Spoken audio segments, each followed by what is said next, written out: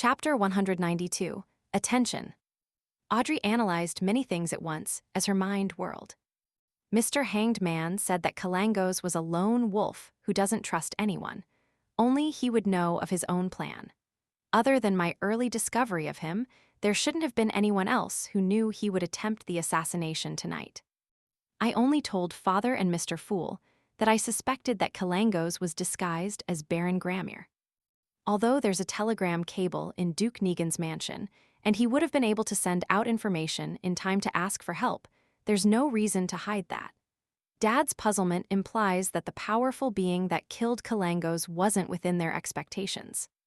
Combining all of the above, I can almost be certain that the person who killed Kalangos was Mr. Fool's blessed. Plus, only the unique model of the Tarot Club can create such a strange situation with unclear motives. Kalangos was a sequence 6 win blessed, and he had the mystical item, the Creeping Hunger. To be able to quickly kill him without leaving any traces behind, it could only be a high sequence beyonder known also as demigods, right? Or maybe he used a sealed artifact which possesses immense danger. Regardless of the possibility, it shows that Mr. Fool's blessed is extremely powerful. Mr. Fool lives up to his reputation. Regardless, I certainly provided clues, so Mr. Hanged Man has to carry out his promise and pass me the pituitary gland of a rainbow salamander. This should be our Tarot Club's very first mission, right? One of the 7 pirate admirals, Kalangos, died because of us. Looking at his daughter, who seemed excited, Earl Hall, who was a handsome man in his youth, coughed lightly and warned his daughter with a mask of solemnity. Audrey, I know that you're very interested in mysticism, and I normally tolerate it. But you mustn't be involved in this. You can't even ask about it. You will be introduced by the Queen to the Backland social scene events by the end of this year. As an adult, you should clearly know and remember that a terrifying beyonder or a powerful, hidden organization is equivalent to danger. Do you understand that? Yes, Father, Audrey replied charmingly. I was just a little curious. Curiosity won't do either, Earl Hall emphasized, and he couldn't help but let out a helpless smile. Okay, Audrey nodded obediently. I understand the whole incident better than you do anyway. She made a silly face in her head.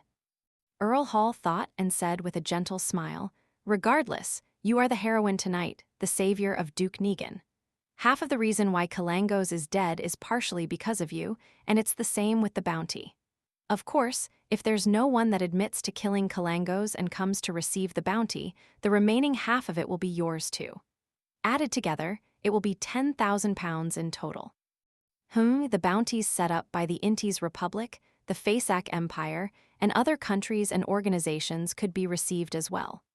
After conversion, there should be about £20,000 in total. Duke Negan promised that he would give you his holiday estate at Daisy Bay as a gift. It includes a huge rubber tree plantation.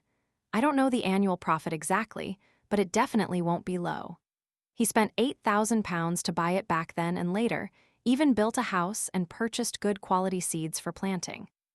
Audrey, who already had an inheritance of £300,000, was considered rich.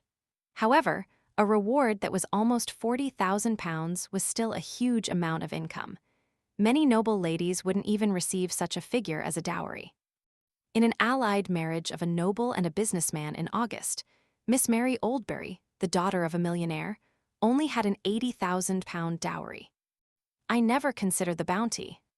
Audrey muttered inwardly. Suddenly, she thought of something. If she were to receive the bounty and her name spread, the Hanged Man could easily find out who Justice was. This can't happen. As a member of the Tarot Club, I have to maintain a sense of mystery. Audrey looked towards her dad and reorganized her words. Dad, I'm a little worried. Why, what happened? Earl Hall asked in concern. If it were to spread that I found out that Kalangos was disguised as Baron Gramir, I'm afraid that his underlings would take revenge on me. I'm afraid that whoever instructed Kalangos to assassinate Duke Negan would target me. Audrey tried to make herself seem pitiful, weak, and helpless.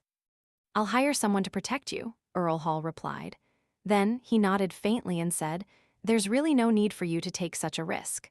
Plus, the person that killed Kalangos took the Creeping Hunger.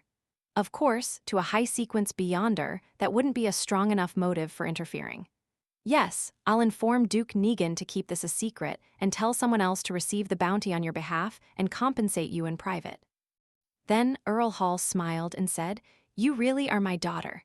You earned £40,000 so easily. This is more than 1/10 of your current wealth." The £300,000 was what he had set aside for her in advance. He would still add in another part when she got married as his daughter's inheritance. "Am I as good as you were?" Audrey happily asked in reply. Earl Hall shook his head and laughed. "Much better than I was. The profit from my very first business venture was only £60. Audrey suddenly became extremely thrilled. The satisfaction derived from receiving a £40,000 bounty, getting her father's compliment, causing Kalangos' death, completing an extraordinary task, and the reward of a rainbow salamander's pituitary gland that she was going to get from the hanged man amplified her happiness. "I really want to report this to Mr. Fool to get his reassurance. No, no way. A powerful, mysterious being killed Kalangos with an unknown motive. There might be someone observing me in secret, looking for clues regarding Kalangos' death. I can't show any hint of abnormality. Pewee, there's nothing abnormal about me to begin with, as long as I don't attempt to recite Mr. Fool's honorary name." If Mr. Fool's Blessed was really the murderer, he must have already known the outcome. He wouldn't need me to report it to him. Well, do I need to share the bounty with the Blessed? No, no matter what kind of payment method is used to transfer £20,000, it would definitely draw attention. I can't take the risk. Plus, it has always been the hanged man who's been asking for help from Mr. Fool. Technically, he should pay the reward. Yes, after all, he declared that he had many pages of Emperor Roselle's diary. I'll try to gather more pages of the diary to thank Mr. Fool for answering my prayers. He definitely wouldn't be interested in crass money. Audrey quickly determined her next course of action. In Duke Negan's mansion, in a secret study room, the fat and tall Duke sat on a high-back chair behind a desk. He was smoking a cigar as he looked at the spellsinger of God, Ace Snake, Prime Minister Aegsid Negan, and the others opposite him. Based on our current knowledge, we still aren't certain of the identity of the high-sequence beyonder that killed Kalangos. Prime Minister Aegsid Negan had just rushed over from the king's side. Archbishop Snake nodded. "We've determined that it wasn't any of the high-sequence beyonders that we're familiar with, or the numinous episcopate either. We have sufficient reason to believe that it's a powerful, mysterious beyonder we aren't aware of. Of course, we haven't eliminated the possibility that the person was using a dangerous sealed artifact." Duke Negan held his cigar and said, "Maybe it wasn't just a high-sequence beyonder. There might be a hidden organization behind that person, a hidden organization that we don't know enough about. Otherwise, they wouldn't be able to lay an ambush for Kalangos so accurately. Yes, perhaps one of the guests at tonight's ball is a member of theirs." His brother, Prime Minister Aegsid, stated solemnly, "Regardless of that possibility, we have to be careful. We have to quickly find out the identity of the high-sequence beyonder, the purpose of his presence in Backland, and why he killed Kalangos. A high-sequence beyonder that they didn't know about, who wandering in Backland, was sufficient to draw attention from the government and 3 major churches. Although a sequence 4 or sequence 3 beyonder might not be able to withstand the cannon attacks of their warships, there was no need for them to experience a frontal assault. They possessed too much of a mysterious power.